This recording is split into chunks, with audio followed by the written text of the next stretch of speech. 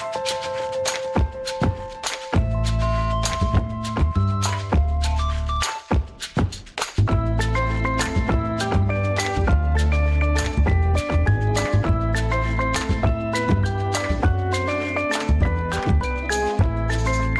was in Vegas recently for a conference, and I was on a panel, or I was moderating a panel about housing, the housing crisis, right?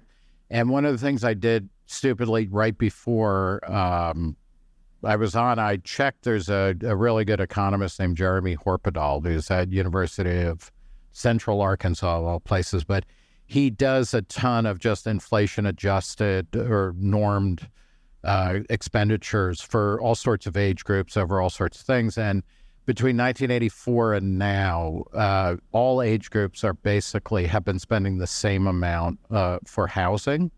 So it's when you adjust for inflation and age group. So like 18 to 34-year-olds are spending the same percentage of income now for housing as they were in 1984. That's interesting. It's counterintuitive. So the idea, and everybody that things are significantly worse is dispelled. You gotta prove it because the data don't show that, and that's true of a lot of things. And this panel, everybody was like, yeah, there's a housing crisis. And I think there should be more housing. Like it should be easier to build housing. I'm a free market libertarian, but afterwards, because I didn't want to spring it on people, but I was like, hey, what do you think of that? And they were like, oh yeah, that probably is true. And then I'm like, what the fuck why are we constantly talking about housing crises in this kind of ahistorical way? But I wonder if they would have admitted that on the panel, or at least been so open to it. I feel like that's more of a behind the curtain. So why wouldn't they agree on this on the panel? Because of just the desire to encourage more development? Yeah, well, and everybody is like, oh, no, it's crisis, and I alone can fix I know. Like red alarm. Yeah. We must be running around with our heads cut off. So where's the alarmism coming from? Is just conviction or capture of a narrative, or is it an industry capture? There is actually a problem. Like there is a lack of housing. Depending where, right? Sure. I mean, the classic stat is that there are enough houses around the country to house all the homeless several times over. The question is where, and to the extent that there are houses that are not actually lived in, should that be legal, right? Like to the extent that some houses are used as tax havens. Well, and in a place like New York, there's a ton, and part of it is that they own it so they can do what they want. But like a lot of the housing laws and rent control and other things like incentivize landlords keeping apartments off the market, right? Which is just weird and kind of fucked up. But I think it's mostly a capture of a narrative where it's like, well, everything is shittier now. So, of course housing is worse. And it's kind of like, it's always hard to find housing in your 20s, for various reasons, and you're not making enough money. But I think we're talking about things in a way that's at odds with the actual reality. I think this actually brings us to the first topic, I guess. Welcome to Uncertain Things. Today we are at Nick Gillespie's apartment with Nick Gillespie, incidentally, editor-in-chief of Reason. Editor-in-chief, right? Editor at large. I'm a former editor-in-chief of editor Reason. at large of Reason. Yeah. Who's the current editor-in-chief? Catherine Manju-Ward. Yes. Awesome. And she's in charge of all of the journalism because we have a print magazine that was started in 1968, a website in 94, and a video platform that started in 2007. And I had been, at various points, I was the editor-in-chief of each of those, but not anymore. And she's the big kahuna, or big kahune. I don't know what the gender of Hawaiian, tribal names are. Hawaiian conjugations. There's also this creature, which you may hear some pitter-patter. Or you might hear me starting to sneeze. Yes. Oh, sorry about that. We'll maybe survive. Okay. That's our cancerous cat. I think this might be the fourth interview where I pinpoint for myself that I need to get Catherine on, because I love her, and I keep pointing, and I think I booked her before for The Remnant, but I also want to talk to her. Yes. She's brilliant. The institution is in good hands. Yeah. So, Nick, see, this is why I hate intros, because it's so stilted, and now how do I go back to the... Okay, to the conversation we were actually having. Our conversation was basically alluding to, what was it, the burden of abundance? The agony of abundance. Agony of abundance, yeah. So we're going to get to that. Okay. But I think this is something that creeps up in our conversations about the perception, the negative perception that we have about the world, and how this guides narratives both culturally in social institutions like media and academia, but also in people's personal lives in the way that they will self-testify about feeling depressed, feeling oppressed, feeling diminished, and feeling like they have no horizon to grow to. And we see that playing out then in general expressions of how you would expect a society that feels like its horizon is shrinking to act, which is more resentful, more angry, more violent, or more reclusive. Broadly speaking, how much do you think those impressions are tethered to material reality? Yeah, I think very little. I recently gave a presentation, and this is something I'm going to be elaborating on for as much juice as I can beat out of it. But it's this concept of what I'm calling the agony of abundance, where it's my contention, and I think I have the data to back this up, that, I'm 60. Over the course of my life, basically things have gotten better and better materially. Fewer women die in childbirth, fewer children die, before their 5th birthday. More everybody has more stuff than they used to have. People have more access to education, to birth control. Like, we are more captains of our own lives than we have ever been in human history. The Brookings Institution and the UN have calculated that since about 2015, 2016, a majority of people on the planet live at or above middle-class living standards when you look at like local purchasing power. For the first time in history. And like, we talk a lot about how quickly extreme poverty has declined much faster than anybody ever thought. But it's also like this rise of kind of a middle-class lifestyle. And at the same time that that's happening, we are more and more unhappy. And, Gallup has been tracking, these types of things for a long time. And I'm looking at a chart that I'm fond of that is American satisfaction with the way things are going in the U.S. So this is like, okay, they ask this all the time. And right now, only 21% of us say we're satisfied with the way things are going. And that's about the same as in like 1979 or 1980. So like, we have this long history of being unsatisfied with the way, and sometimes it goes up. It peaked at the end of the 90s, like around 70%.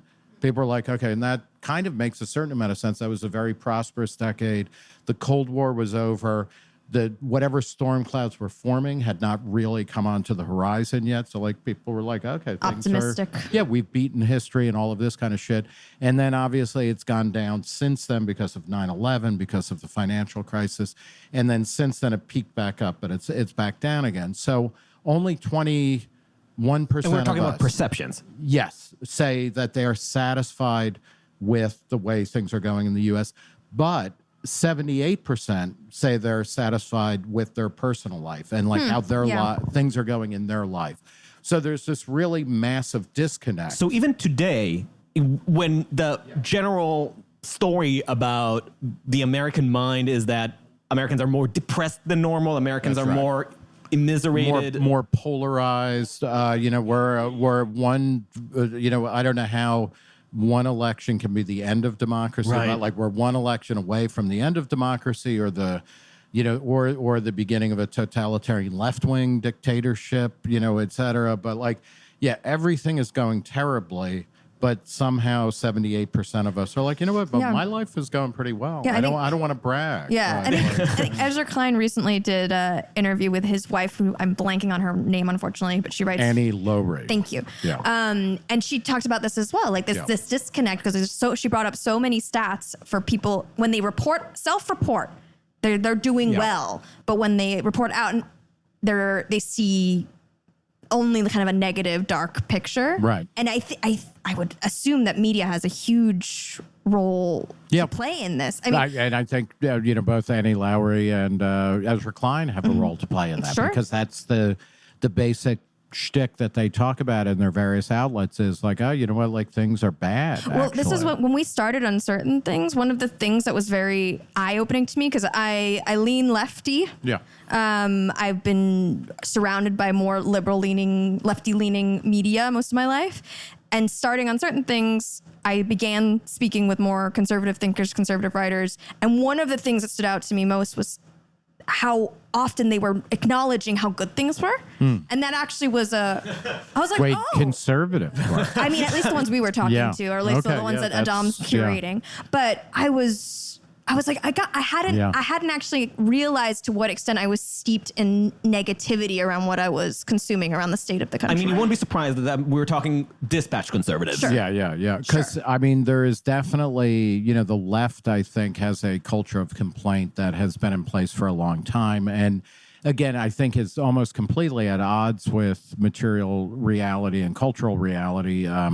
The idea that somehow we're a more racist, sexist, homophobic, classist society than we were 30 years ago or 40 years ago or 50 years ago is insane. Yeah.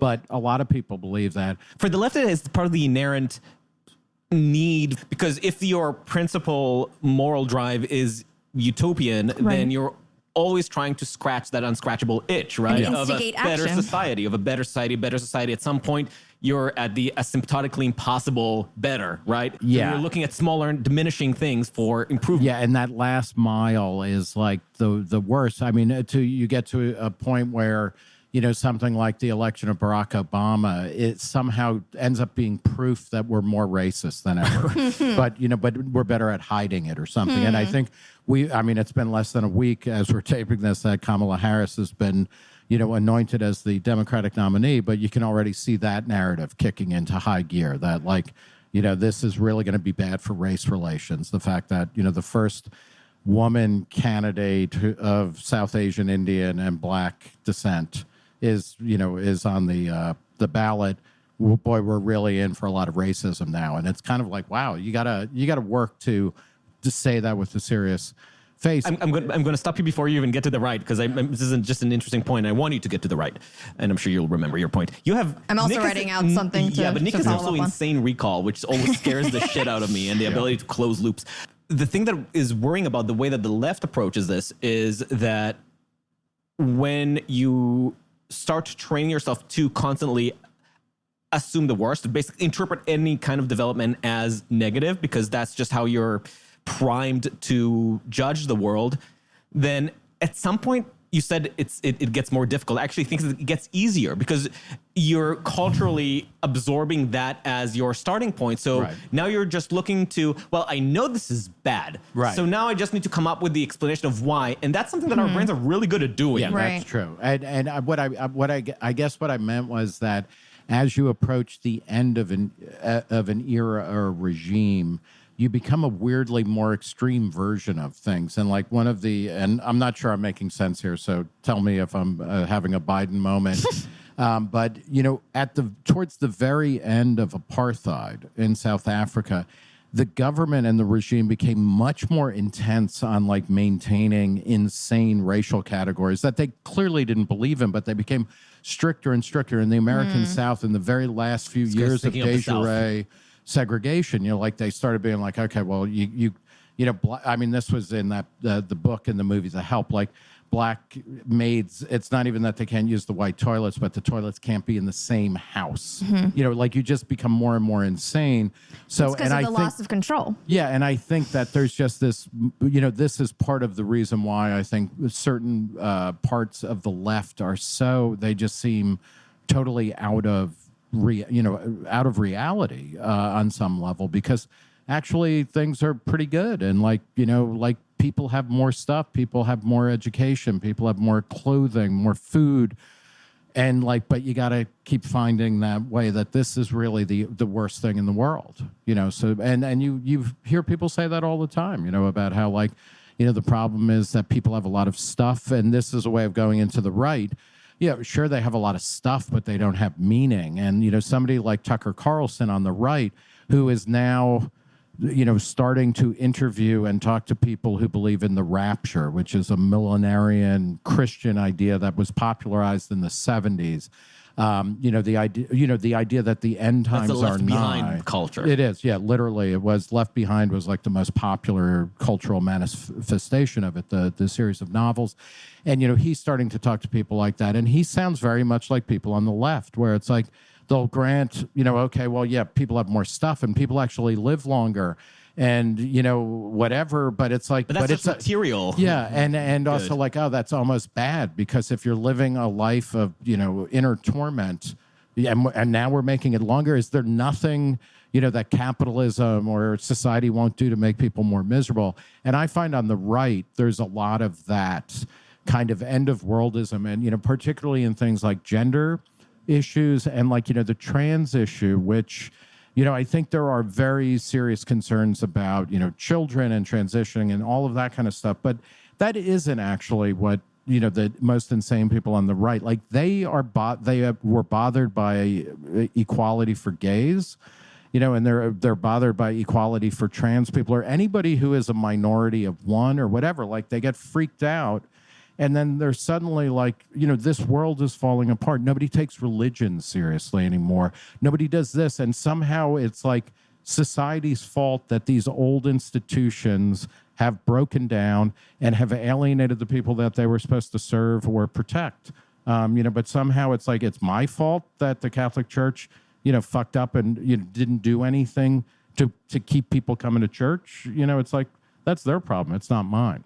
And then on the left side, when it comes to kind of trans activism thing that we were talking about with like Jamie Kirchick when we had him on the podcast too, is like, because I believe he mentioned that he worked like at Human Rights Campaign at some point, or at least he's familiar with their tactics. And it's like they need the trans issue to kind of drum up resources in a way when it's not necessarily inherently aligned with kind of gay rights. Right. Like at least historically traditional gay rights aims and objectives. And I think that's quite related because it's like the narratives are all about drumming up this. It's like these like fight narratives instead of build narratives, right? It's like unless we're getting people fucking scared and freaked out, they're not going to give money. They're not going to give attention. They're not going to give time. Yeah. And so there's there's the classic example of that, particularly with kind of nonprofits and activist causes, was when the March of Dimes was created to help collect money for a polio cure. And then, we cured polio, right. Through vaccines, which, again, people on the extreme right and left are now, against all vaccines, not just vaccine mandates, but like vaccines going backwards from the COVID ones. But, the March of Dimes had to face a choice where they could say, okay, we won, we're closing up shop. And instead they rebranded and said, okay, we're against congenital birth defects, because they never really go away, right? Like there's always going to be some level of birth defects. The Human Rights Campaign, it kind of like when gay and lesbians were given, both legal and cultural equality, they're kind of out of luck, right? So then the trans thing, they kind of can glom onto that. I recently read, there's a very good oral history of the Village Voice called The Freaks Came Out to Write. And good title. It's really good. And one of the most interesting things, the story that gave rise to the movie Boys Don't Cry about Tina Brandon, who was a transgender girl who was killed in Colorado or something. I'm sorry, I'm blanking on the exact things, but it originally appeared in the Village Voice. And the Village Voice is always, it started in 1955, is always kind of pushing the envelope of cultural acceptance for, non-conforming people, of however you define that. And when they published that story originally, they were attacked as being like really hostile to trans issues. And they were like, what are you talking about? And also it was like, this was in the 90s, I guess, late 80s, early 90s. And the connection between gay, lesbian, and trans was not actually clear, in the same way that there was a long time where, we now talk about LGBT, et cetera, but like lesbians and gays did not particularly get along very well. And so it's just, it's kind of interesting. I remember as recently as, and I'm talking before the TERF discourse, 15 years ago. Yeah. Let's stipulate that the Jerusalem gay community is a few decades behind the Anglosphere, and maybe even a few decades behind the Tel Aviv world. But I do remember how the Israeli gay community was really protective against transgenderism and even against bisexuality. Like there's a lot of internecine warfare in what is now lobbed as the LGBTQ, which is all fine because they all get to figure out what their community is or isn't. But there was talk about, it was more facetious at the time, but it was about gay genocide. The idea that transgenderism is a way to eliminate your gayness, to resolve quote unquote your gayness, which is to some extent what's literally happening in Iran. So there is some real world reference, but obviously that's not transgenderism in Jerusalem. There's another thing where, we're talking about kind of shifting alliances and whatnot. In the U.S. and certainly in my lifetime, I was raised Catholic. And when I was growing up, Catholics and evangelicals were at each other's throats, and they did not recognize each other as kind of legitimate Christians. Like evangelicals were like, no, the Catholic Church is the biggest cult. It's satanic. Right. We won't even work with them to end abortion because, you don't work with the devil in order to fix evil in the world. You have to go your own path. And now, and Jews were somewhere in the middle because for whatever reason, Christians, after a millennia plus of, trying to blame Jews for everything, we're suddenly making peace with them. But, with the now, right kind of Jews. Yeah, well, now the split is, Catholics and Protestants and evangelicals and Jews are all part of, the same culture, and they're pushing back against secular people. So it's, all of this kind of stuff just I would shifts argue that and moves. Jews are on both sides, as always. Yeah. Oh, yeah, no. Playing both sides against each other. But again, in a lot of ways, maybe one way of thinking about this is like, do you believe that things are getting better overall, or do you think things are basically going off the cliff? And that's a really important kind of axis, I think, for us to be, thinking about how we do politics, how we do culture, how we interact and think about life. Yeah, no, I wanted to ask a question kind of similar to this, which is like, when you're so immersed in these kind of negative narratives that make you believe that we are going off a cliff, it becomes so difficult to isolate what the issues actually are. It's like we're experiencing mass misdirection or mass gaslighting almost. Because I'm thinking, for example, I'm quite concerned on the future of abortion in this country. And it feels like there's so many pulling and earth-ending directions that I could be pulled in. And then my eye kind of gets off the ball of something that I feel like is probably a more realistic potential issue that I'm worried about coming to fruition. And I feel like that in itself is problematic, that we're getting pulled in so many ways into unrealistic issues and then pulled away from the ones where actually are in danger and maybe we could do something about. And those might be two different things too, because certain things may be okay, you can't really do anything about it because the forces are too big. But what are the smaller issues? One of the things, and I realize this is hopping and jumping around, and I apologize for that's the uncertain thingsy way. Projecting, my mind onto your listeners' life. But, there's a whole host of issues that are policy issues that are starting to come up after 100 years, really. Things like land use and zoning and occupational licensing, all of which are kind of technologies of governing that are about 100 or 120 years old. And suddenly we're kind of this stuff isn't working anymore. Why are we doing so much occupational licensing of stuff where, it's harder in most states? You got to do more training to be a barber than to be a policeman. That just doesn't seem right. And, and that they came into being for particular reasons that may have serve particular purposes, but we're kind of maybe not. And in zoning, we talked to Shoshana Weissman, who's the unsung hero of anti-licensing. Yeah, reform. and so that, and that's something with a little bit of work you can actually change that, or you can change zoning laws, more easily. And all of these are heavy lifts. But then the big heavy duty one in a lot of ways for I think a lot of and this might be more generational than anything else, is climate change. And, which is curious because that's super cataclysmic. And that is, I think, kind of the secular or left-wing version of the rapture. Yeah. Where it's okay, the world is going to end. and we kind of are happy to be here, and we kind of have to work against it. But we also, our whole worldview, this is the moment we've been waiting for.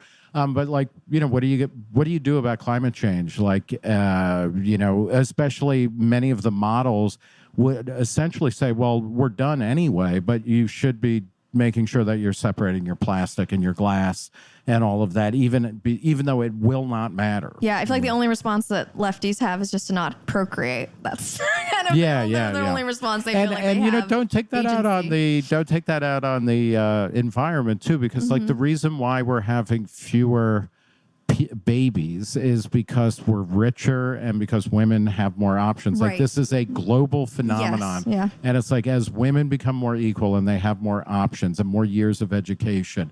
Jonathan Last, late of the Weekly Standard, who's now at the Bulwark, right? He wrote a great book called What to Expect When Nobody's Expecting. And like that's a great title. And he wants people to be more fertile, but he was like, if you want to change that, you're going to have to get rid of modernity, because it's just like, and again, like that's actually kind of a happy story, right? That like more people in more parts of the world, everywhere, are just like more in charge of, what they do with their bodies. Like that's kind of a win. Well, or you can go the J.D. Vance way, which was to suggest that you should have an extra vote for people who are parents. Like you should basically have an extra vote for every underage child that you have, right? That's the J.D. Vance suggestion. Really? Yeah.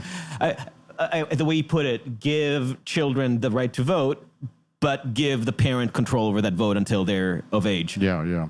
So that's one way to incentivize birth. I love when conservatives in particular come up with radical kind of French revolutionary level ways of remaking things in the name of preserving humanity. And preserving tradition and the way things they've always been.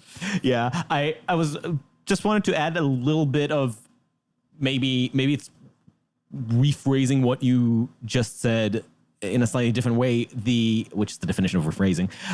The problem might be that the cataclysms don't just distract us from the things that we actually have the power to change, but also from the means in which change is actually effective, right? It's not just the topics. It's also the tools that are actually useful. Because if you're thinking that the world is over, or that we're one election away from the wrong side, or from us taking a wrong turn on history, then well, we need revolutionary tools. We need to take over. We need to take over.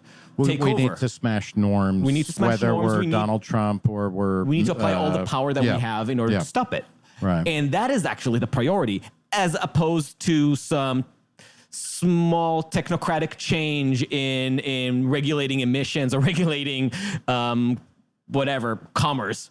Right? Because that's boring. Zoning is boring. Taking over the capital is exciting. I agree with that. And I also think it's a broader kind of misdirection is a great word. And we really probably should be using that more, because it's been coming up a lot, this word, in my consciousness. But it's not going to fix what's, I think what's ailing us, because my short version of the agony of abundance is, we live in an abundant world, where we have more stuff than ever before and the more opportunity to do whatever we want, which is also, very confusing, because like if you have three options, you pick one of three and then, you do that. If you have one of 300, it's like you got more work to do. Like you have to do more prep.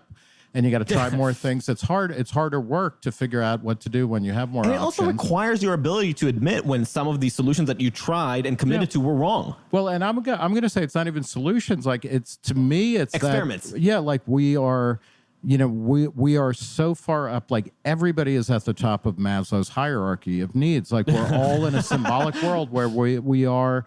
We're all existentialists. We all recognize that we need to create our own meaning on a daily basis and make it stick.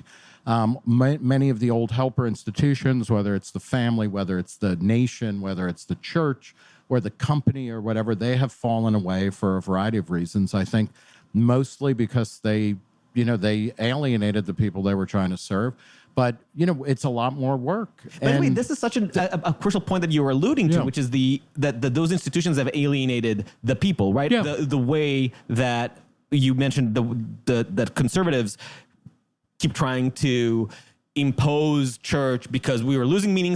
And the problem is that the state is not imposing piety, whereas there is no attempt to address the question of why are people being alienated from the church in the first place. I was searching my phone a second ago because I wanted to remember the exact name, but I think it's the Kanakuk camp as an example. The Kanakuk camp was a Christian summer camp that Nancy French was investigating because she was getting tips about sexual abuse. And when she uncovered it, the response wasn't, "Oh, holy shit, maybe this is why this is the sort of things that we need to make sure that we clear up in order to make sure that we have the pristine name and that we are a source of moral authority that people want to come to." Instead, it was obviously a cover-up and an attempt to destroy her career and obviously the career of the people who came out talking about it.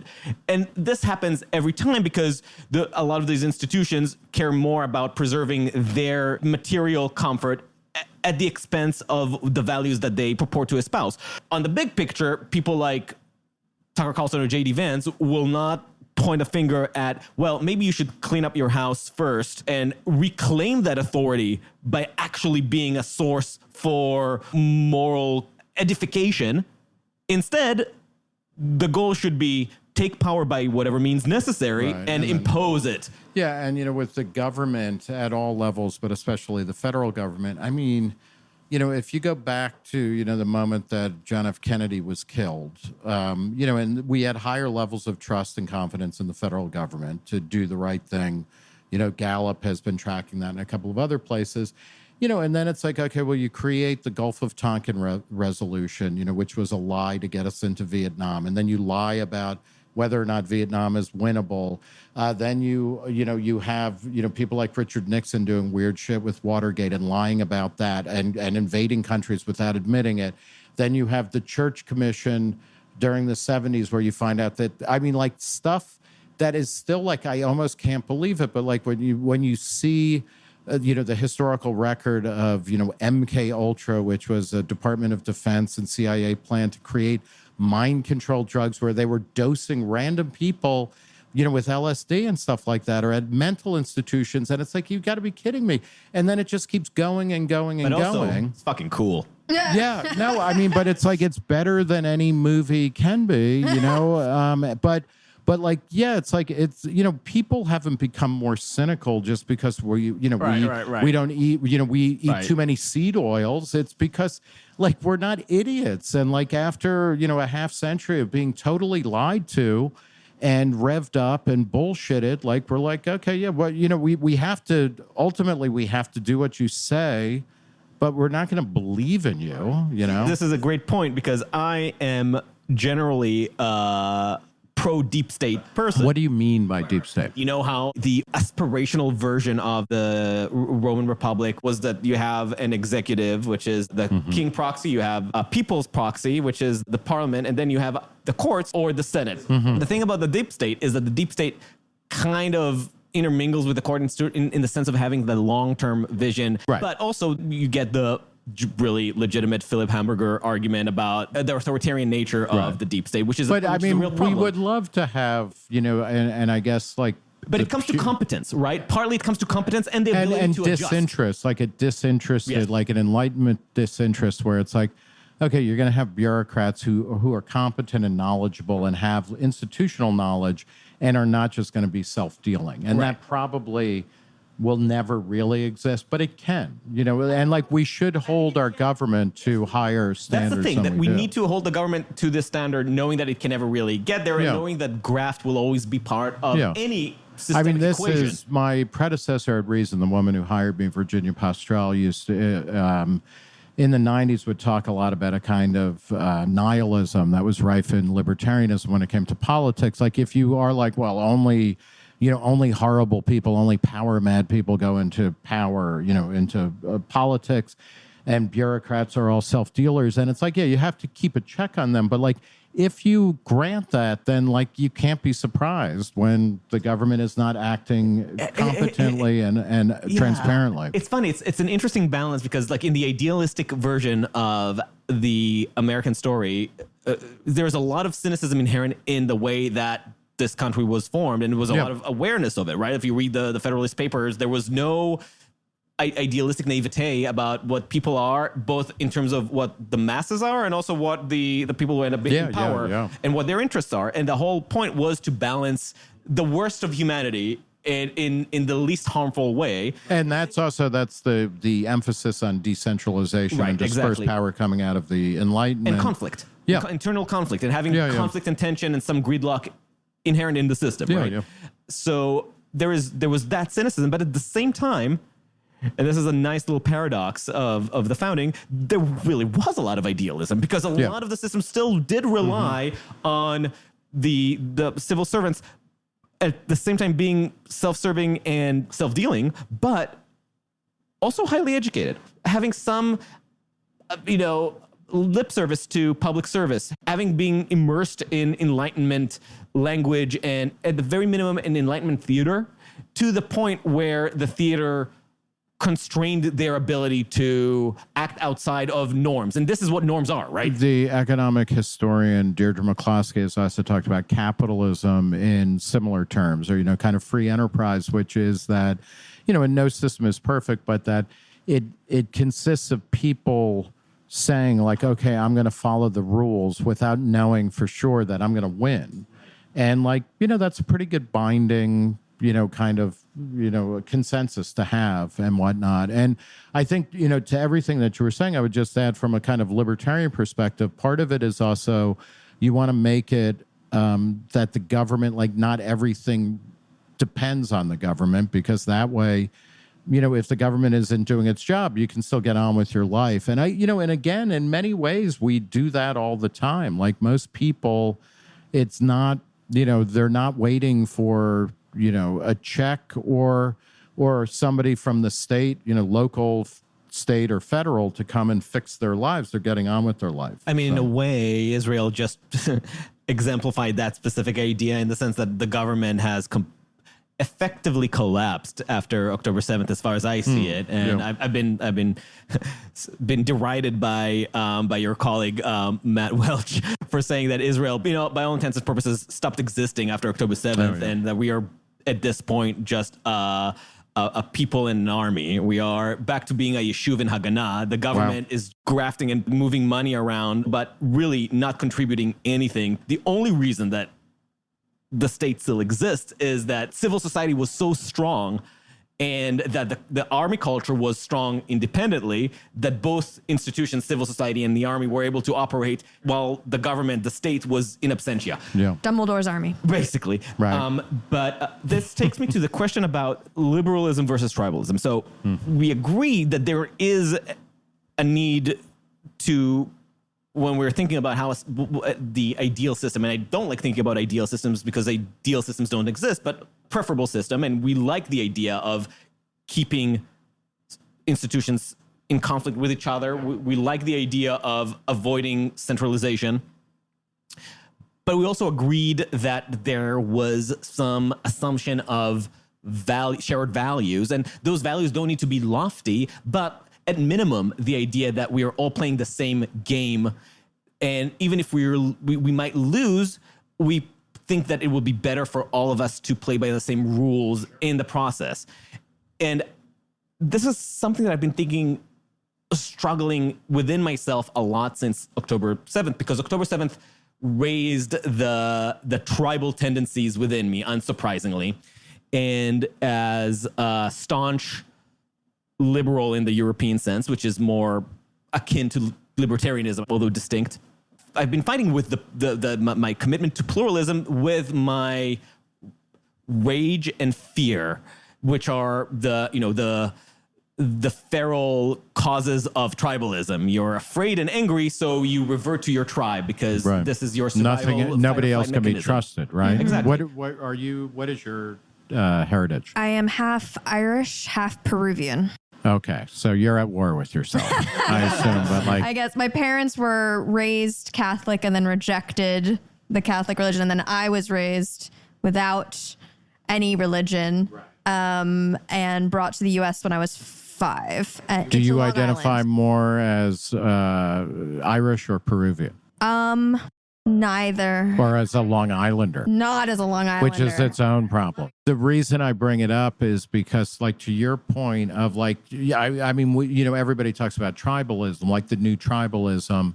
And I think in an American context, for historical reasons and sociological reasons, we often think about that in terms of race or ethnicity. And but I'm like half Irish and half Italian. And my parents, it was interesting, like when they got married in 1950, and their families were not happy because they were going against the tribe. But the larger tribe was that they were both Catholic and they were both like first generation born in America. So like to your point, how do we, in a world where everybody's going more tribal, I think one of the things that is really essential for us is to recognize that we all belong to multiple tribes and multiple identities and multiple communities all of the time. And that, this is like, for me, there's a positive type of intersectionality where it's like, I'm male, I'm heterosexual, I'm a parent, I'm engaged, I'm a libertarian, I'm from, I was born in Brooklyn, but I grew up in New Jersey, and I was working class, but I have a PhD, and you have like all of these, various kinds of identities, none of which completely define you, and you move among in between. And that can also get confusing because it's like, what's the core identity? Or what is the American identity, so that we're all sitting in the same room and we're taking, we have some things in common that allow us to communicate, right? I think that's beautifully put, but not yet the question that I actually was trying to push you on, because everything you described was a much more eloquent description of how I actually think of myself. Right. Broadly, because my friend, my dear beloved friend, Buddy Ungar Sargon, loves sometimes asking people, how do you rank your identities? What are your top 3 identities? And she describes herself how she shifted between her categories. She once used to be like, I think American first or whatever, a woman American. Now she's like a Jew and American, whatever. She describes how it flows for her. And for me, it's like, I don't know. I'm all those things. I love piano. I love film. I care about Judaism. I also care about English literature, and I care about Garcia Marquez. How does that fit? It's specifically the English translation of Gregory Raposa. So I believe in that deeply. My question was actually that the conflict of the dread and the tribal concern that I felt, I was thinking about it, and I realized in talking to people that I didn't really change my perception about myself. I still see myself as part of many tribes. And in fact, it just made me recommit to the tribes that I value most. So I love Vanessa, and it made me recommit first and foremost to defend my immediate tribe, to make sure that I care that the people that I love are nearby and safe, and then extend that to maybe it's the Jewish, maybe it's the Israeli, maybe it's the American, maybe it's maybe it's the music tribe, right? All the things that I care about, and make sure that they are kept and that they are well in the world, and then extended that further and further and further. And then I reached to the uncomfortable point where I arrived at the same conclusion that my boss, Jonah, was at a decade before. And it's always uncomfortable to compliment your boss for being right about something. And God damn it. Because he wrote in his book, Suicide of the West, he always said that he originally wanted to title it The Tribe of Liberty. And I always felt like, that's such a, back then I was thinking that's such an American title. And then now like, fuck, Tribe of Liberty. That's actually what I feel I'm protecting. And like, I went on a call with him today to say, shit, you're right. I hate to say that, but... And you have to do that once a week, kind of ritual ceremony. Exactly. Light a candle. But I was like, just thinking about this so much, that the Tribe of Liberty is, whatever name you want to call it, is the broadest category that I think I care to defend. And to tie it back to what I was saying before, this is where playing by the same rules comes in. The Tribe of Liberty isn't a tribe of identity, isn't a tribe of ethnicity, isn't a tribe of anything except for baseline agreement that we were all playing by the rules of liberty.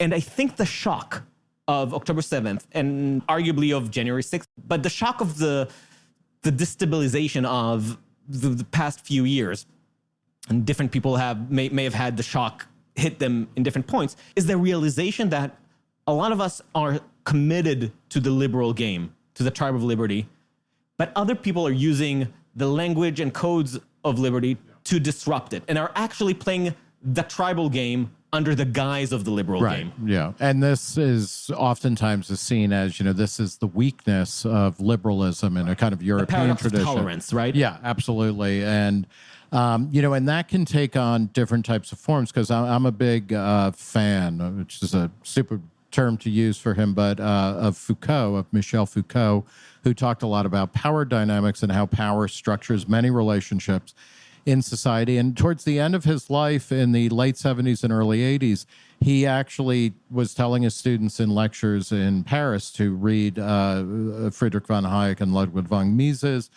with special care, because their vision of liberal politics kind of creates a hedge against power, like a place where you can start to figure things out and have a little bit of space. And, he's obviously very influential on the Italian philosopher Giorgio Agamben, who talks a lot about how liberal orders are very given to states of exception, where people say, in order to preserve this thing that is so special, we have to suspend all the regular orders. And he talked about that in Europe, but especially in the U.S. after 9/11. And, when George W. Bush said, hey, in order to save a free and open society, we're going to start doing all kinds of surveillance stuff. And, then you can see that in George Bush is great for this on many levels, but at the financial crisis, towards the end of his presidency, he actually said, in order to save free enterprise, I'm suspending free enterprise. So it's like, okay, wow, you're really not pretending.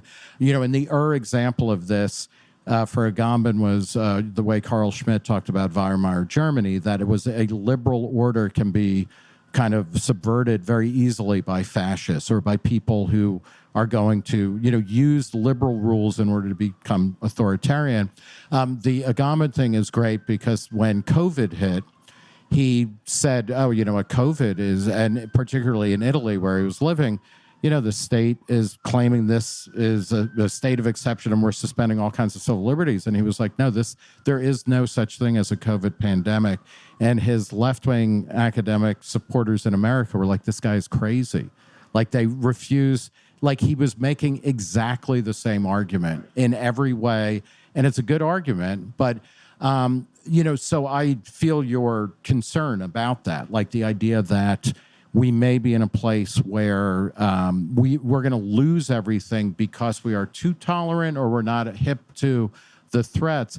But also you want to be afraid of doing the opposite, yeah, right? No, and I mean, let's deport everybody who supports Hamas or raises a Palestinian flag, right? No, right? and also like in the U.S. or burns the American flag. Like that was Trump's response to yesterday's. We were a day after the D.C. riots of the pro-Hamas crowd, and they were burning the American flag in Union Station. So obviously Trump responds, well, I think we should either deport or put in prison for 1 year anybody who burns the American flag, which is, well, that's not quite one of the most anti-American things that you could say. Exactly. And I think this gets exaggerated on both sides, where like people on the left, and and these are very crude and imprecise categories, but are saying like, if Trump gets reelected, democracy is over. Like if Trump wins a free and fair election, democracy will cease to exist. That's just hyperbole. But then, going the other way, there's a lot of right wingers who are, who were saying during the Obama years that, it's one thing we could disagree with John Kerry or with Bill Clinton or maybe even Hillary Clinton, but Barack Obama was the first person who running for president who was dedicated to the destruction of the American project. Or they would come up with these weird, fantastic, ideas about stuff. And like they're still doing that on the right, like where it's like we're always one election away from socialism. And also, it was dishonest because they were not willing to work with Kerry. They were not willing to work with Clinton. No. So proves. So it's like I'm just saying, like, you know, the sad fact of the matter is like we actually are, particularly if we're just talking about democracy, like we have much higher rates of participation in elections than we had at the beginning of the century, and like it's not going away, and arguably more than we should. Yeah, well, I don't go down that route, but yeah, I'm you know, and it's funny. I remember that Jonah has swayed me on, because maybe participation rates are not a great measurement. Maybe if people feel like there is a version of people being so alienated and indifferent that it's dangerous, but there is also, you are so engaged in politics and you're filling your life with politics that your engagement is more of a sign of your own boredom than it is about actual and that you're not effect. You're not willing to really do the hard work to come up with a good meaning for your life, and you're just doing the cheapest form possible, which is to be, and at the same time you're not doing the minimum work to learn what the issues that's actually at stakes are and vote intelligibly. But I want to push you on this because I want to hear what your thought is, you don't need to give me a policy prescription, but what are your emotional, intuitive solutions to the tolerance problem? So let's take the Hamas supporters from yesterday. You have people who are spraying, Hamas is coming. And all Zionists are bastards. The final solution is coming for you. And there were some swastikas. All of the stuff that are, you know, you can put that under the Skokie category, right? And for context, for you, like, I don't think we discussed this, but Skokie is part of the reasons that I moved to the U.S. Like I remember learning about the Skokie trial. The Skokie trial is the one where... Sorry, you saw my puzzled face. So a bunch of neo-Nazis wanted to march through Skokie in Illinois. Which had a high percentage of not just Jews living there, but concentration camp survivors there. So it was a very provocative thing. And I remember the way I was taught this in college. I was like, who do you think defended the Nazis? And we're like, this was the ACLU. The Jews from the ACLU went to defend the Nazis' right to march. And I think that was the closest thing I had to a mental orgasm. You know, that rare feeling when you feel like your entire worldview just shifts. Okay, now I understand what the First Amendment actually means. And that made me want to move to do journalism in the US rather than in Israel. So you can argue, you can definitely put that down as Skokie. And I think this is mostly, I agree with this in terms of as a legal matter. But as a cultural matter, it is indicative that this is a movement that generally generates a lot of support that is very easily recognizable as a murderous, illiberal force. And not just liberal, also just plainly supporting bad actors in the world that are trying to undermine the American project. So what do we do about this? I don't think that we should I think we should throw them in prison to the extent that they have violated the law. But I don't think we should create new laws for them, new exceptions. Facing, you know, destroying public property and stuff like that, that's one thing. If people are marching and saying hateful things, I don't. No, and even the people who are making graffitis, okay, whatever. However vandalism is charged, do that. Don't create new exceptions. But fundamentally, it does press the tolerance question, right? Or because like we also want to make sure that we are not in a society where this is considered. I don't want to be a part of a society where this is considered a legitimate worldview. I want it to be a legally legitimate worldview, but I don't want it to be morally legitimate. Like I want the Nazis to be able to march, but I want them to be seen as what they are. Everybody that I've spoken to in my life and 3 degrees from them considers the people who marched in the Unite the Right rally as what they are. Nazi goons with tiki torches. This is not a consensus about the Gaza rallies. Well, I think, you know, it gets complicated in the sense of like, I think for me, the bright line is like, if you are actively supporting Hamas, there is something morally defective about you that, we need to have a conversation. Like, but the majority of the rally had pro-Hamas flags, and it did not create an internal conversation about are we as a movement excluding those voices? Right. But I'm also not part of that movement. Which is why I'm asking the question of how should we in framing our, and again, I'm asking this intuitively, not as a matter of give me your policy, but intuitively, how should we as people who are the tribe of liberty, but how should we frame the view about this as a movement? Because as a movement, let's call it the I'm not going to call it anti-war, but anti-Israel movement is failing to exclude the pro-Hamas element of it. Right. So without making clear judgment about what every person in the movement thinks about Hamas, they're certainly making no effort to exclude the overtly pro-Hamas part of it. Right.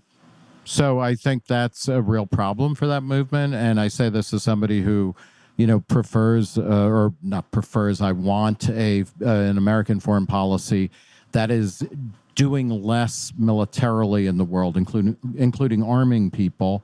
And, I look at that and the way that they're conducting themselves bothers me, because I do think there is a right sizing of American foreign policy, or a rethinking of it, in the wake of, of how we dealt with Afghanistan and Iraq, which, were disastrous and foolish.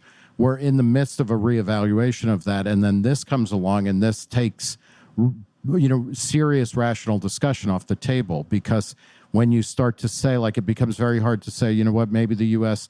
should be involved more diplomatically and economically and kind of commercially or culturally with the world rather than militarily.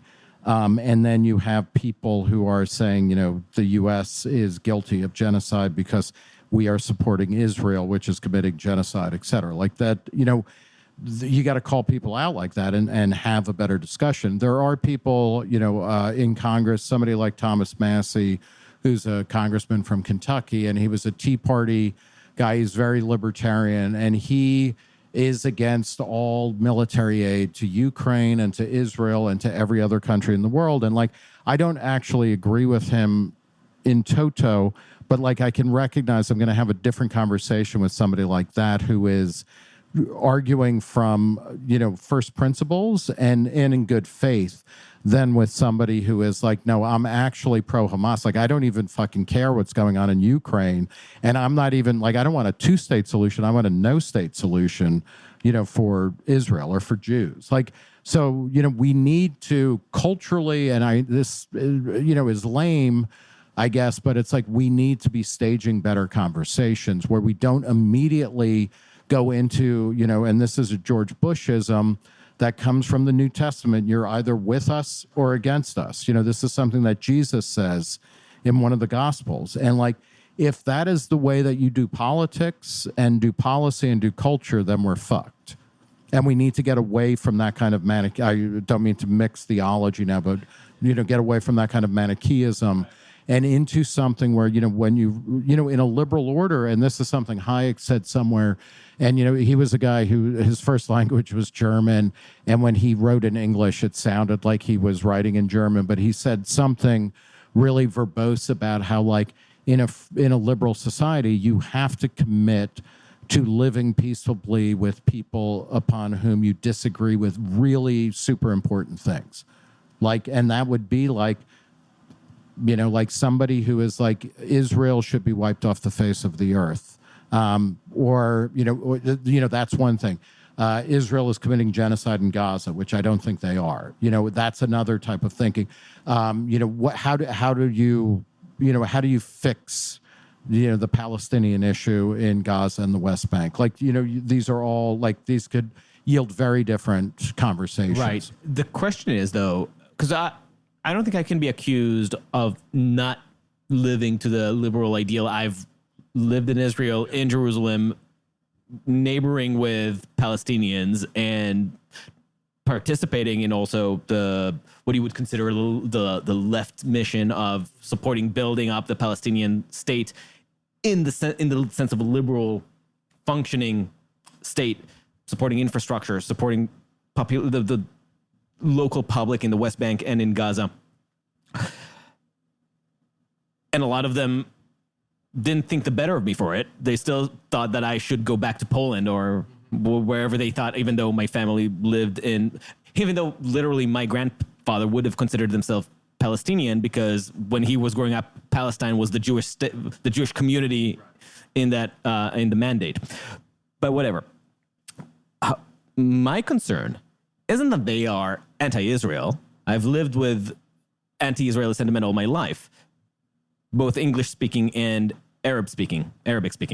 But that movement, as it is now, and as it gets tolerated within the Democratic Party, to the extent that it is not just anti-Israeli, not to sound like Netanyahu, but it is also anti-American and more fundamentally, and this is the thing that I care about, anti-liberal. And where does that line go? At what point is it not just about my own tribal concerns, but about my protection of and tribal liberty? not to just be doing like whataboutism or whatnot, but when Donald Trump at various points, says like certain people don't look American or they're not really American. That is also, that is an attack. It's not just like a glib kind of joke or a political statement. It's a deep attack on what America is, what the idea of America is. And like, this is one of the things that, I think the Libertarian Project... Even when he just talks about like having protesters dragged out in stretchers from his protests, is undermining... From his rallies. Stuff. Yeah. No, I mean, it's just like these are awful things that need to be called out and named for what they are. And then, we need to, punish, political actors who talk that way or, commercial actors and, cultural actors. And, part of it is like this is an ongoing dialogue or discussion or fight that will never be settled. But like coming back to, this kind of larger framework, like, okay, what liberalism provides is a scaffolding or an operating system. Back in the 90s, I used a computer metaphor that, what liberalism, and by which I mostly mean libertarianism, but it's like, it's like limited government and mostly free markets, that creates an operating system on which you can launch all sorts of different applications without crashing the system. And it's not perfect because like there are certain things that you will limit because that will crash the system, certain types of violence, certain types of behavior that might, undermine everything.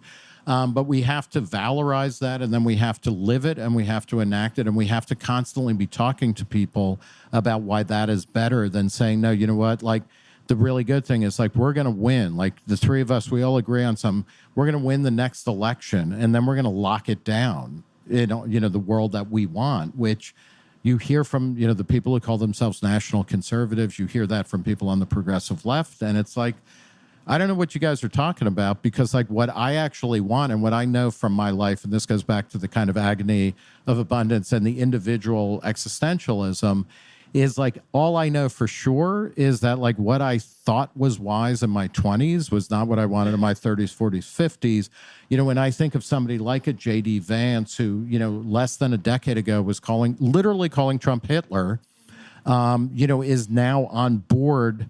Like I guarantee you by, in another 8 years, he will not be drinking Diet Mountain Dew. Like he will have moved on to something else.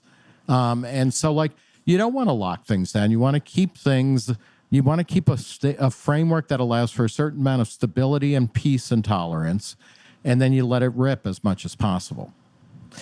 And moreover, I think just as making the case for liberalism and against just having your way is that any system that's come to power on the right to mandate its way on other people loses steam very quickly, and in order to sustain its momentum starts turning inward. That's just the way it works. Yeah. Because if you've already been able to eliminate all, which is pretty easy, you just say, okay, now we have all the power, we're going to outlaw what, like obviously in America it's thankfully a little more difficult, but let's assume you're able to do that.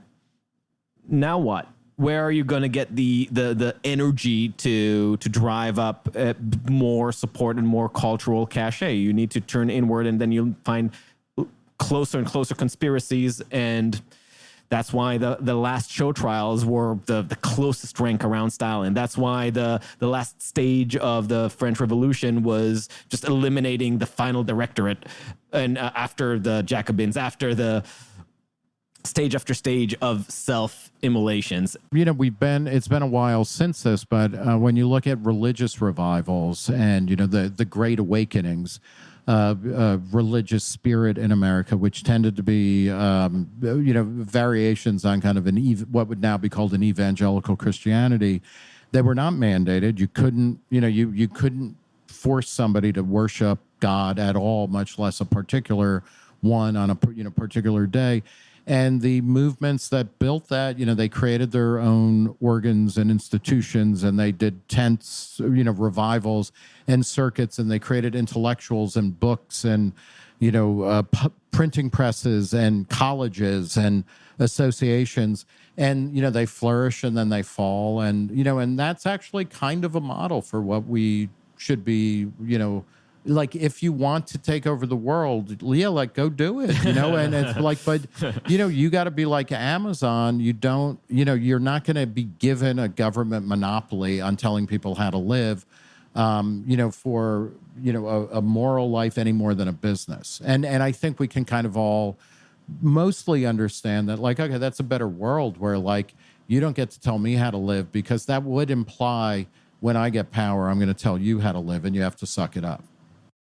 And we need to be more comfortable with some forms of decline, that while some aspects of society thrive, others decline, and we need to be able to prevent too much harm as a result of this decline, but also tolerate that this is how it works. I mean, that, creative destruction actually means some kind of destruction. And creative destruction is not simply an economic phenomenon. Right. It's a broad-based cultural and social phenomenon. And it is true, and this is where I'm not as... as doctrinaire or libertarian as I might be, like, I do think that there's a role for the state or something like the state to help people who get stranded either economically or culturally, where it's like, okay, I lived my whole life in this particular way and I don't have the ability to really shift, or I don't have the time to retrain. And again, I don't mean that just in terms of jobs, but in terms of culture. Like, so, you do things to minimize the disruption. You don't want to stop it, because if you lock things down, then, like, then everything is like the in post-industrial Midwest, where it's just like there's a lot of old factories that have been empty for decades. This is not something that happened because of China trade in the 90s or since then. It's something that, we peaked as a manufacturer, the percentage of people. There is ugly monuments to they're decline. ruins. Yeah, and the point isn't to, like, oh, if we only had the right trade policy or cultural policy or unions or this or that or taxes, like, we would still be we would all be driving American cars, and that doesn't even make sense, because cars are made in America. We make more cars now than ever. So, like, but that idea, embracing creative destruction and recognizing that for all of us, I think, for most of us, it's a better world where you can pivot and change. And the other thing that we might think about, and this is something I think a lot about, I've been at Reason forever. It started in 1968.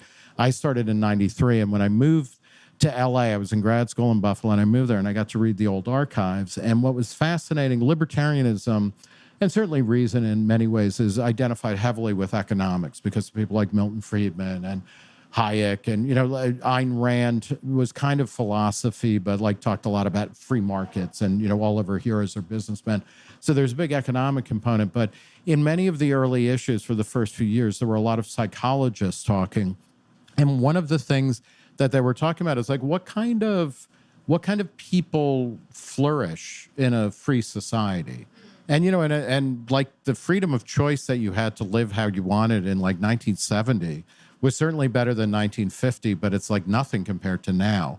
And thinking about, like, what's the type of education that allows liberalism, people to flourish in a liberal society, right? What is the, not every, it's not like you can make everybody into whatever you want them to be by any stretch, but, like, how do you make it easier for people to understand, like, okay, the job you have when you're 20 is not going to be the job when you're 25 or 30 or 40.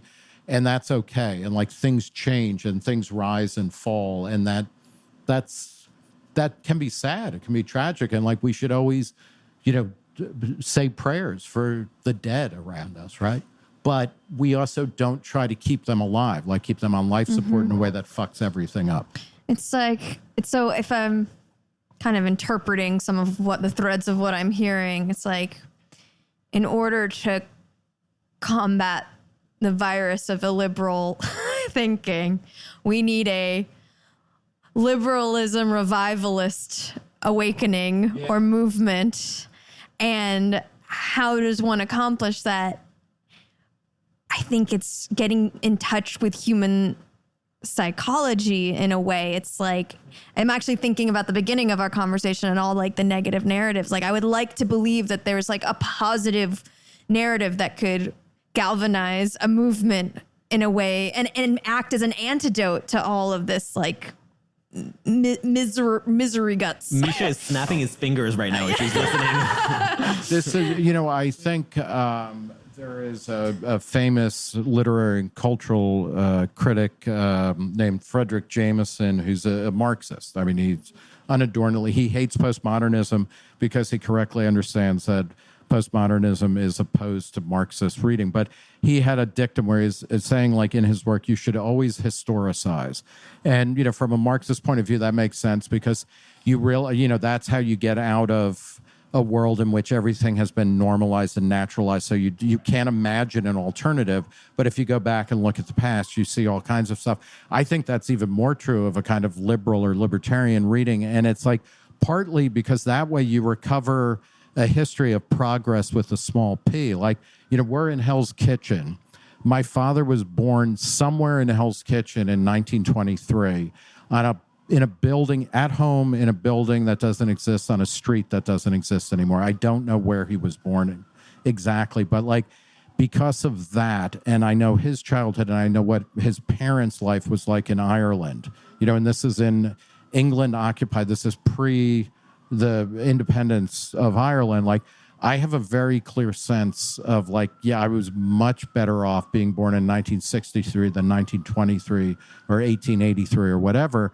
And I think that's a big part of generating a liberal revival, because if we can start talking about progress, like material progress and moral progress, like it, just in my lifetime, like I shudder when I think of the way that friends of mine who, were gay in high school and even in college were treated for no good reason other than that we were more hung up as a society than we are now. Like we are a better society across the board. We care more about more people. We care about poor people. We are more tolerant of individuals as they are. And that's like a really, really good thing. And it's an achievement. And if you don't know history, you really can't make sense of that, right? Because then you're just born into a world and you're angry because, there's an infinite number of reasons to be dissatisfied and angry with the world. So I think historicizing is part of it. I think also looking at all of the alternatives that people do, the worlds that they're building, and the businesses that they build. I went to Burning Man for the first time last year, and it's like, Burning Man is, it is not something that you can do every day. You can't live there 51 years out of the year and then go to work for 1 week. It's the reverse.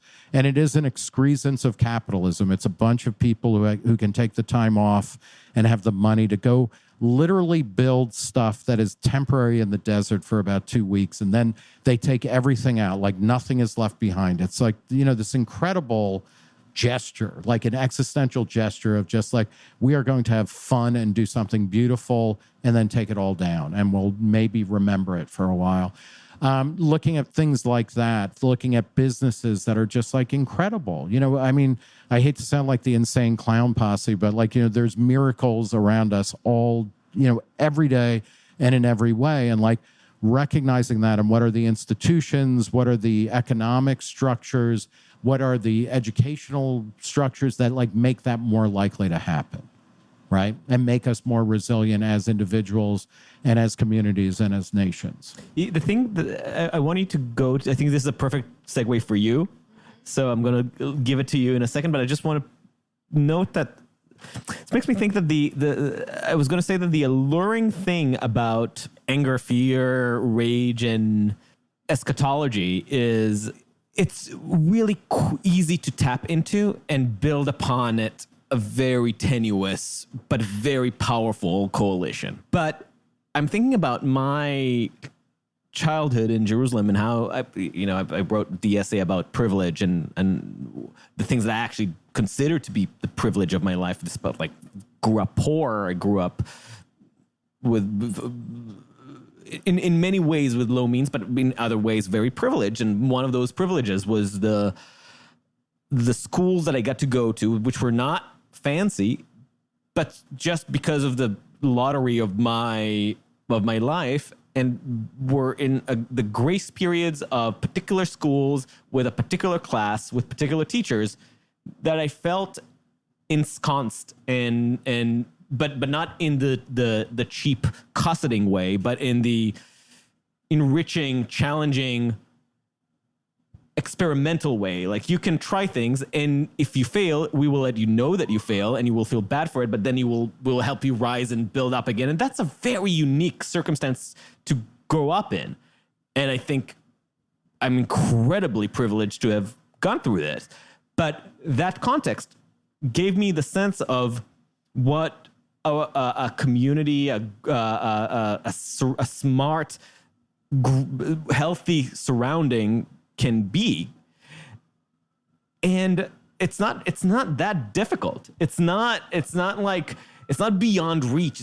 We need to redesign our entire society. We just need to think in our local space how to be with people that we can help, give them opportunities to try things, and at the same time let them thrive and experiment, but also let them fail and let them know that they've failed, so that they have some scope, some range to view themselves. And that's all those things are very basic to your point about this is it's more of a psychological movement than it is political. It's about understanding the human experience and responding to it. And it feels like the reason that I've never been to Burning Man. I probably never will be. Don't think that's my scene. But part of the reason that it resonated the way you described it is because it's not just the experience itself. It's the whole experience of people going there to build it, and we're there to... I remember the experience in my high school of whenever we would have an annual arts festival, and everybody would come together to put up the tent for it, to put up the arts on the wall. And I remember that joy of like, we have a week ahead of us where we're all in this together. We're doing it to celebrate the art or to celebrate something that we believe is of value. And we're supporting each other, and then we're putting it down. And now we're back to having our small squabbles, but we know that back and forth allows a sense of freedom, of exploration, of individuality and community, and all those things that are overthought out, overwrought in the literature between the individual and the group, between the society.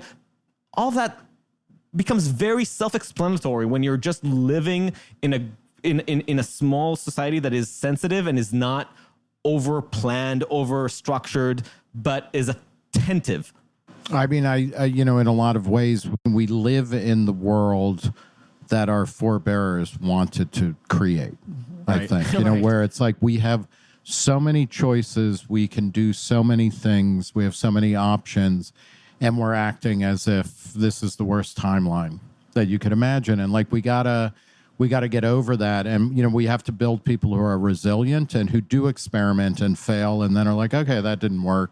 I'm going to try something else. But part of it is also the fact that people don't just take that responsibility. I hate the cliche of personal responsibility. It's used in a manipulative, violent way sometimes. But ultimately, the idea that you're responsible to your own local environment. And and to yourself on some level, but also that you have you probably, I mean, not everybody, obviously there is real poverty and there are people who do not have the resources, but a lot of the people who are most vocal about their resentments probably do have the resources to have a very direct, meaningful impact in their immediate environment, to build spaces for their children and their neighbors and their communities that will actually have much more value and impact on the world than if they convince one other person to vote for Kamala or Trump or whoever they think is going to save America. Anyway, you take it away, Vanessa. Well, I wanted to ask you about psychedelics, which Adam and I then debated because he said it's like one of the least interesting topics of conversation that there are. For me. For him. Okay, well then screw him. he can live in his little world, not being experienced, as Jimi Hendrix would put it. That's true. That's true. I'm a virgin. And we were talking about, we need to believe in some sort of material progress around us, but also a moral progress around us. And I do think, and you were saying we need to be able to see the miracles around us. And to that, those phrases made me kind of start to think okay, it makes sense that you're a psychonaut, that you understand, because it feels like that lack of moral progress that we experience in the vacuum of religion, in the vacuum of having some sort of moral framework. I'm not terribly surprised that psychedelics are kind of, if anything's having a revival moment, it's kind of psychedelics. Which I think might be overblown, to be quite honest. When you look at use rates and things like that, there's definitely, culturally, the discourse is different about psychedelics than it was 10 years ago and certainly 20 years ago. The pendulum has swung a little too far in the other way. It's a little too positive. It's very trendy for sure. And, that is, there's something to that it's a fad.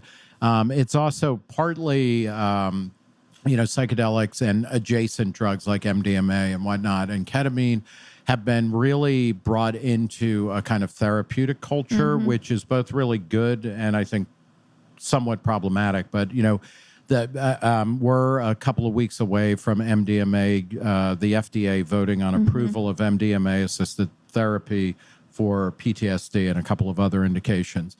And, that the way that it has been sold is that these drugs can help the most wounded people among us, veterans who have PTSD, victims of sexual assault, to a certain degree, opioid addicts, which is also fascinating. We're becoming, I think, a more mature society in that we're talking about drugs less as the things that I use, the intoxicants I use, those are good and they go, they're part of civilization, tobacco and alcohol. The drugs you do mean we need to other you and lock you up or, put you in a mental institution.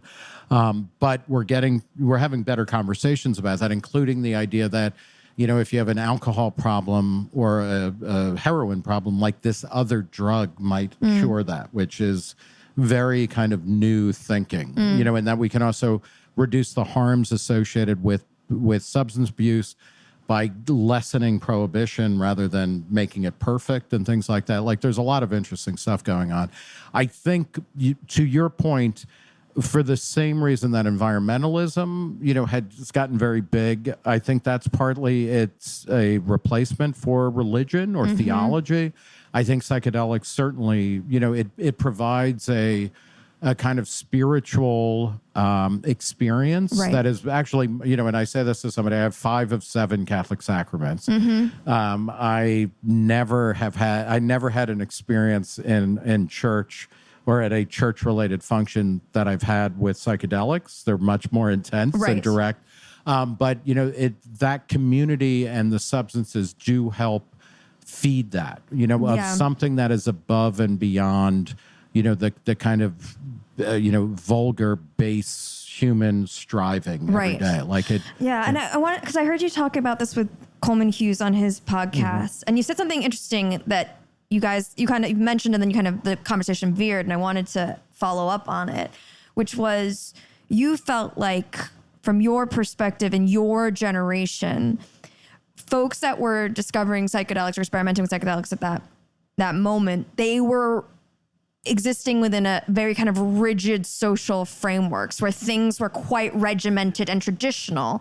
And I believe you said that for you, psychedelics kind of gave you license to see how life could be outside of those structures. And it kind of, cliche, but opened your mind to the possibility of different ways of being.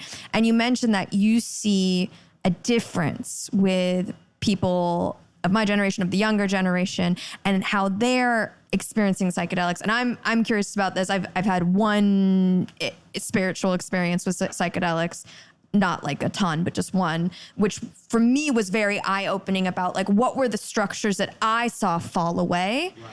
And I'm curious to see where you're seeing the generational divide and how that reflects on where we're at as a society and what we're what we're encouraging people to feel and experience and what we're not, and how psychedelics are kind of meandering in to expose us. Yeah, I was born in the second to last year of the baby boom, so I'm part of the problem. But the good news is boomers are dying.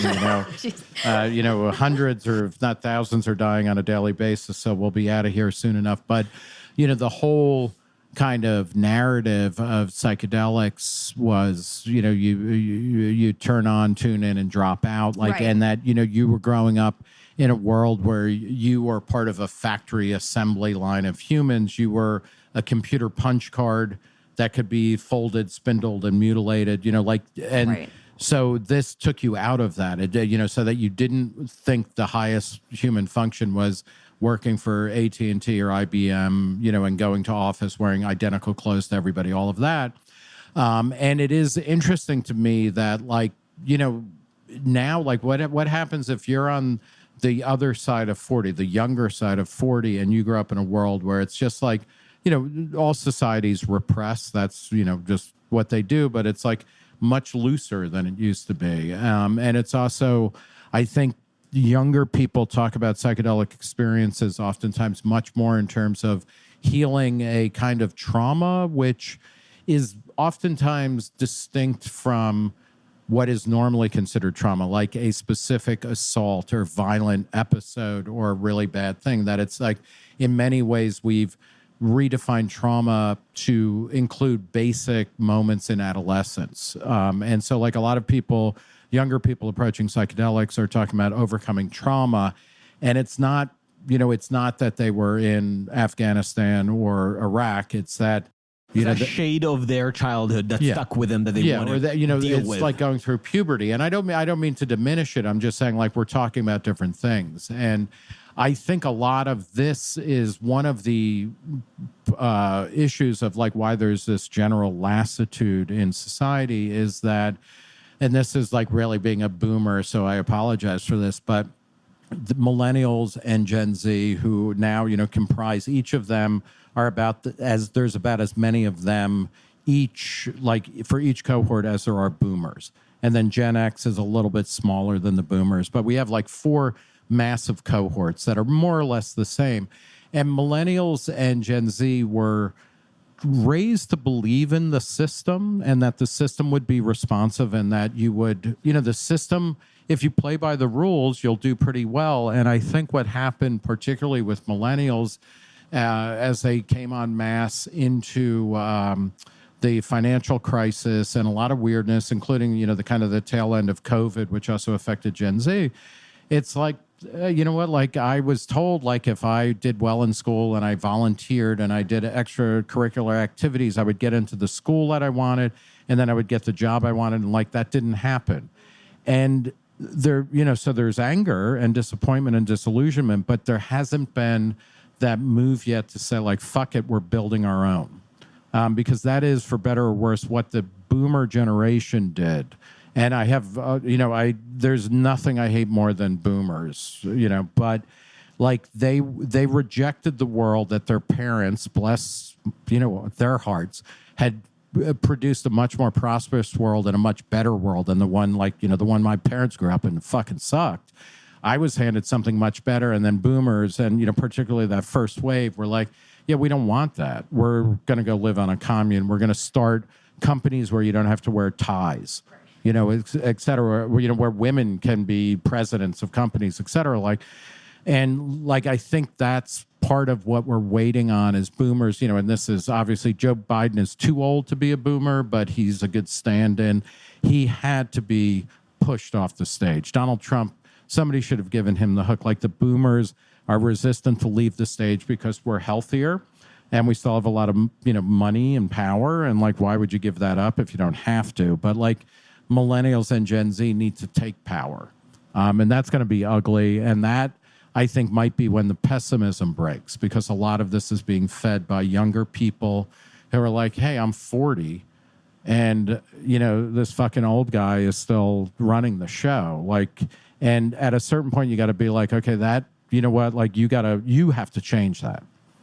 And a roundabout way of saying with psychedelics, the good thing I find about psychedelics as a kind of intervention into a lot of these other issues is that the community around it, one, it's based on this idea, which is kind of a druggy kind of liberalism of that, like we're all in this together. There is like this overarching universalizing, an oversoul, you know, of like we're all part of the same thing, but we're different manifestations. So, you know, that's kind of like, you know, everybody in a liberal system is equal before God or, you know, before the law. Like we're all that.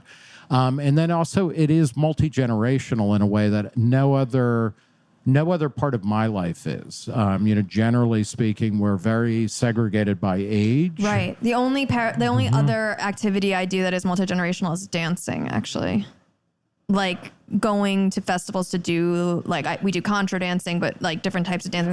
That's the only time I have intergenerational. Yeah. And also probably where it's not super hierarchical either, because like in, you know, in the Catholic Church, for instance, or, you know, the one that I was raised in, it was, you know, the priests tended to be older, but it was like, okay, so you're in a kind of generational space, but it's hierarchical. So it's not like you're actually talking amongst equals. It's like somebody is lecturing at you. And the same thing with school, you know, like academics tend to be older now because they got rid of mandatory retirement ages. But, you know, when you're a student, you're like at the low end of the pecking order, you know, and at work and things like that. And it's interesting, the psychedelic community is, you know, there's elders who have gone through certain things, but then are out of it on other things. And they learn from young people and everything in between. And it's actually kind of wonderful and beautiful from that perspective. Just being multi-generational where people learn from each other rather than just have resentments. I mean, it's interesting that you say that it's really from what you're hearing, it's a lot about like trauma healing as opposed to there. I guess you're not seeing the need to release yourself as much from accepted rigidity or structures, which is interesting because I feel like with speaking as a millennial, with my psychedelic experience, I actually did kind of confront some structures in my thinking. For example, like around, like, I think I had or I still kind of have like a feminism inspired ideal of kind of living a somewhat, for lack of a better term, masculine life, very like intellectual and career oriented. And interestingly for me, my psychedelic experience gave me the ability to just sit in a different kind of mind space around like, what if you had a more feminine life? What if you had a more maternal life? What would that look like? Almost kind of more primal, I suppose. And for me, that's interesting because to me, it suggests that like, I'm assuming I'm not the only millennial that's feeling constricted by the kind of structures of the narratives. And like that this is one way, I'm not saying it's the only way, but this is one way to open your mind to other ways of living. This is how Vanessa became trad. Yeah. Trad? Yeah, you're going to become a trad wife I'm now. just going to be like a housewife in heels from now on. Yeah, thanks to psychedelics, everybody. The conservatives should get on board. You know, part of it is also, and I might be reading more into generational stuff that's really just more, you know, when you're at different ages, you've worked through stuff. Right, so like, that's right. You know, and it was partly the culture, but it's also partly me as an individual. Like in my 20s, my understanding of masculinity was very different, you know? And so like, I'm probably more comfortable being in touch with my feminine side, you know, or whatever now, which will make everybody who knows me laugh. But it's like, no, but you know, it's like, you know, you relax more, or you can relax more as you get older if things are working, right? Right. You switch to a lighter shade of black with your t-shirts. That's right. Yes. But it's, you know, I was thinking about this in another context of a conversation I was having that had to do with imposter syndrome, which, like trauma, is another thing that has become kind of universalized. And like, I think it would be great if we all admitted, like, yeah, of course, we're all imposters, right? We're all playing at certain things. And that's not a bad thing. You know, that's actually a good thing to try on a lot of different things. And it's a leveling recognition, and that, nobody feels very secure about who they are or what they're doing. And the people who are really smug and secure are like not that interesting and probably dangerous, but you get more comfortable with that too. And you get more comfortable with being multifaceted as you get older. And for me, like, this is a very crude way of thinking about like the past and the present, but somebody like Madonna, the singer, who is like a horrifying apparition now as a boomer because she refuses to age proper. I don't want to say properly, but like refuses to age. Yeah, it's not a judgment call. Yeah, there's like she's nature. Trying to hang on to, she's like a small town in Ohio that's trying to hang on to the brake manufacturing plant long after it's gone overseas. It's not going to work, and you're going to cause a lot of problems to yourself if you try to do that. But she, if you went through the late 70s and 80s in terms of kind of like broad sexual identity, like, people were still, serious people were talking a lot about the Madonna whore complex in literature and in art and everything. And Madonna came and like, that ended that. Like whole shelves full of books by Saul Bellow and Philip Roth and a lot of other writers just became, And it doesn't mean that all of us don't have like struggles over like, do I want to be, masculine or feminine? Do I want a career or do I want a family like that?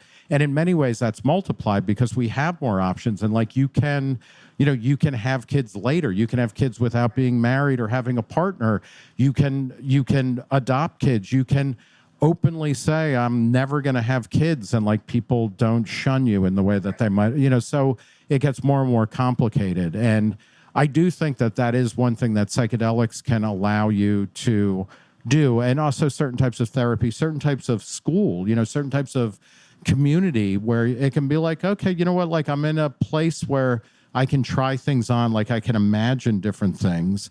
And then like, that's great. And then if you live in a world where you can start to build those and try them out and see what works and what doesn't, or is this what you really want? Yeah. I don't think it should be understated though, the impact of having a spiritual experience though either, because like, I think before my psychedelic experience, This is trying to trigger me. First psychedelics and now the word spiritual. No, which is, because you do not have spiritual experience. No, I think I attach meaning to what you're saying with spiritual experience. I hate the word spiritual so much. I think it's this is partly what I think is really important about psychedelics, because we have such a lack of.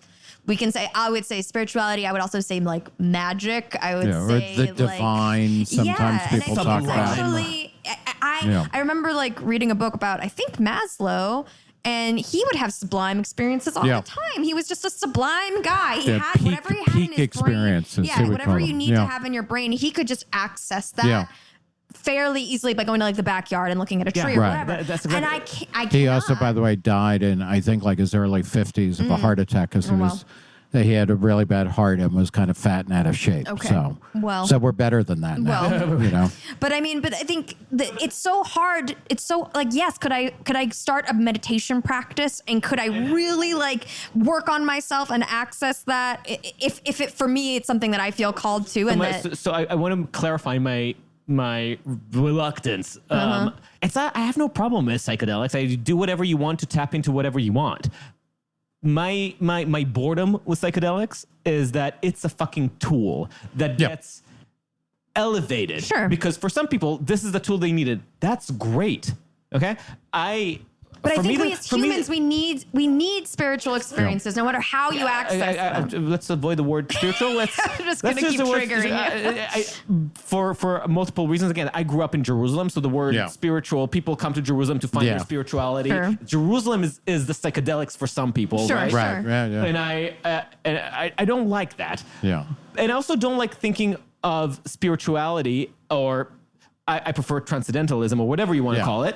I don't like thinking of this in a utilitarian sense either. I don't like thinking of, I need 20% more spirituality or transcendentalism in my life. Let me budget in some MDMA experience or a trip to the Holy Land, and that will fix me up. The value of these experiences are that that humanity is lacking sometimes in that higher sense of meaning, purpose, connection, all those things that sometimes are being constricted by upbringing, culture, community, like personal psychology, a gazillion different things that inhibit the sort of more meaningful ties that we need. Granted, obviously, that's why we have this thing of ours, but. Oh my God, I just realized that this is Hebrew. Sorry. There's a poster of avocado in Hebrew, and I was just like completely addled. It's like did I drink too much? And I'm starting imagining Hebrew all over the place. Anyway. You're having an experience. Yeah, exactly. Psychedelics are not interesting to me in and of themselves. I think that if we are talking about society that is wanting for something bigger, I think that's true. And I think that the struggle for people to find that biggerness is leading to a lot of really stupid choices, like our current political picture, where people are attaching themselves in an irrational, unhealthy way to their ballots. But I think also it applies to drug abuse. And I don't think that you can call the psychedelics culture drug abuse in the same way that what you might call the opiate epidemic in the Midwest. But I don't think that some of the more religious tinges that are being thrown into the psychedelic community are necessarily good, because they are missing the point as far as I see it. If a psychedelic, if any kind of substance allowed you to find a more meaningful connection to yourself and to the world, that's fantastic. Take your drugs, go on do your Waldenese journey, do whatever you need. But I don't give a shit about how you got there. I give a shit about what you're doing next. Well, one of the things, I agree with you that psychedelics are best understood as tools. And that's one of the things that's interesting in this, the group that has pushed for the FDA approval of MDMA, MAPS, the Multidisciplinary Association for Psychedelic Studies, and they've been at it for like almost 40 years. It is psychedelic assisted therapy. So it's like, the MDMA is a tool to get to a place of meaning. And psychedelics are often called non-specific amplifiers. So it's like a lot of things. It's not going to change who you are. It's going to make you more of what you are. So like if you're in the right setting and in the right frame of mind, you're going to have a better experience. And that I do, they are useful. And it's, and I think people will have greater comfort level with that, in the same way that, we have a greater comfort level with diet that is designed to get us to a particular place, or the use of, things like meditation and yoga. And again, all of these things can become very commodified and kind of subject to status signaling and, and also just be blind alleys and stupid. But but they have they really do serve. They can serve a powerful function, and it's part of a. Again, I think it's a more moral world where we have more. When you open the drug chests, or the drug cabinet in your bathroom, we have a lot more substances in there you can use, and we have tolerance for more. It's not just a better world for people who smoke weed, which I don't do, but it's a more moral world where people can choose their intoxicant or their agent of release or transcendence. And it might be community, it might be drugs, it might be, work, it might be meditation. Like, it's just, it's a better society because we can make fun of each other, but we can also do more things. I think that the tension, to the extent that there is any tension here, it's that the point isn't the expansion of our drug cabinets. It's because I don't think anybody here supports some of the limitations that we have on. I probably do disagree, but whatever you're going to say, but I don't know that's. I was just going to say that. I don't have any issues with most. I do have issues with opiates, and I think that's I'm definitely not libertarian in opiates. I'm willing to be convinced, but this is where I'm a little. I think that we're more frail than the more extreme version of libertarianism would have us believe. Frail as humans, but when it comes to psychedelics, I think that definitely we have silly restrictions legally. So open it up. Let people explore. Have more potentially. Actually, we need some more certifications when it comes to opiates because we need people to help newcomers to go through the right stages. Because I think that, like, I wrote an article a few years ago about ibogaine, and one of the problems with that psychedelic is the lack of proper guidance.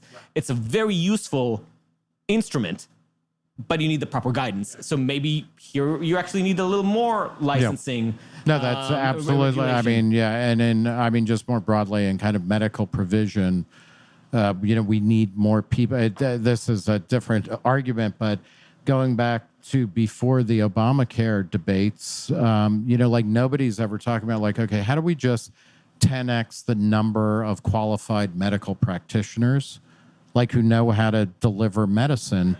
That's like, if you're worried about cost, that's like a really good way to bring costs down, but also it would lead to new ways of doing things. And so. But the issue for me is that when we're talking too broadly about, it's not about too broadly, it's too tangentially about psychedelics as a source for an experience, it mistakes the experience for the tool. And I think that's a real issue because, like with the politics, you have a lot of cultishness around psychedelics, and you have a lot of language and poetry around that tool as if that is the way to get to a different version of humanity. And it's not a different version of humanity. It's just a humanity that has been unavailable to you until now. And if the value is that humanity, then we need to talk about what kind of society we want to foster that allows for those experiences by many other means. And as somebody like I don't feel like I've never felt the need, and I think this is already tells you something, that I've never felt the absence of transcendence in my life and of moments of elevation. I'm sure that were I to go through some kind of psychedelic experience, I would experience things that I've never had before. But I'm not feeling a lot of inhibitions. I'm not feeling limited, and I don't feel like there is something that needs unlocking. I think there is some cultural that's why I always call you're an honorary WASP. You're both an honorary Jew and an honorary WASP, which means that you're double constricted. And I think that, and that's totally fair. And if the way you need to rebel against that is like it's great. Like, that's why I have no problem with the tool. But like, we're not writing poems about keys that open doors. We are, right? I don't know.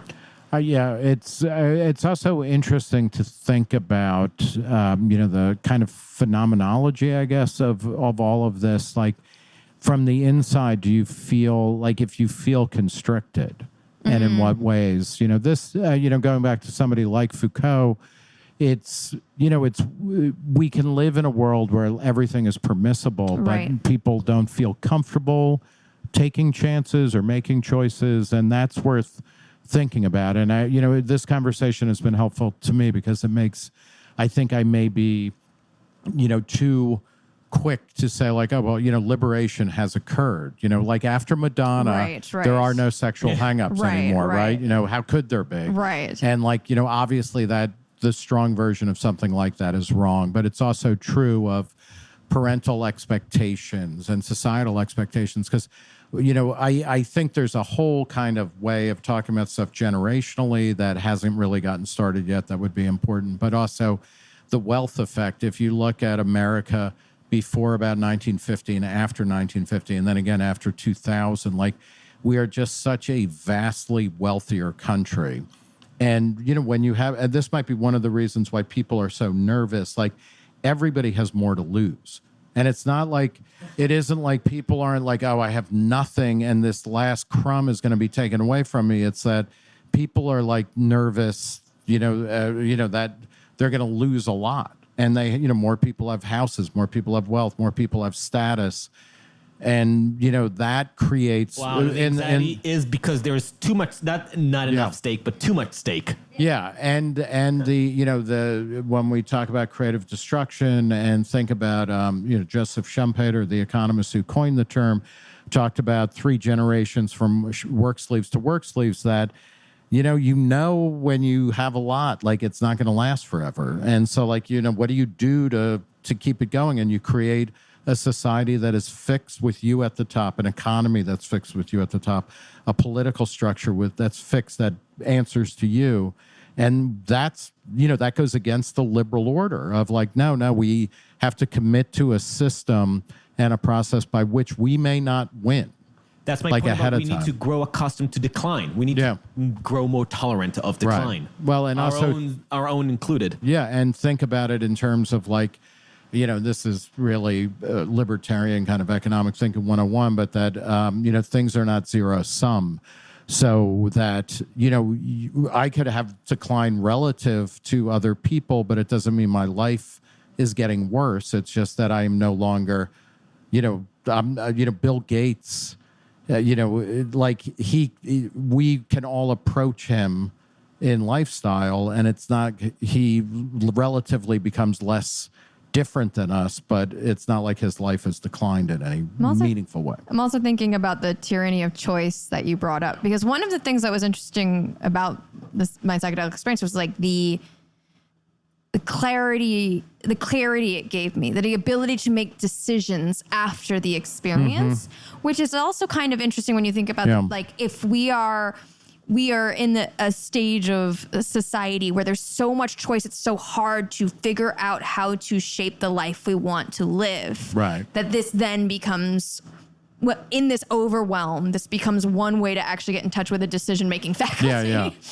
Well, and that goes to that question of like, how do you psychologically, how do you optimize? Optimize is a terrible word, but how do you learn how to make decisions in a world of endless decisions? Right. And, Barry Schwartz, the Swarthmore psychologist who had a book called, was it The Tyranny of Choice? I can't, no. I'm sorry, I have this, I really want to get this right. I think it's The Tyranny of Choice, but hold on, let me, if I can get, he popularized the idea, the paradox of choice, why more is less. He wrote this in 2004, and he had written a bunch of articles where he was saying that people get overwhelmed by choice and they become paralyzed, and like it's better to actually restrict people's choices in the marketplace because then they buy more stuff, et cetera. And it was a very seductive and convincing argument, supposedly backed by experiments, which of course could not be replicated. Like, these famous jam experiments where if you put out 4 types of jams, buyers will buy more than if you put out 15. Even though you would think like if they had more choices, they would be more likely to match the one they wanted. And it turns out like, and he's granted that like, okay, this stuff that didn't get replicated because virtually all social psychology doesn't get replicated.